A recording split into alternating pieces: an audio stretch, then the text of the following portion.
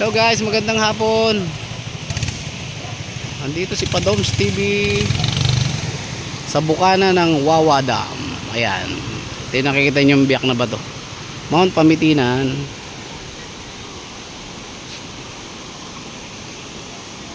Hindi ka na. So yan ang aking for today's video. I-share ko sa inyo yung mga ganap at mga madadaanan ng aking video. So this video is for my personal vlog. I-upload ko to sa aking YouTube channel. Cute ng aso. So ayan yung mga nakikita nyo, papunta yan dun sa Mount Kasili. May Kasili Falls. Doon sila mag-overnight. Akit tayo rito. Papunta yan dun. Let's go. Nako. Kailangan matibay-tibay ang tuhod mo rito. Ayan oh.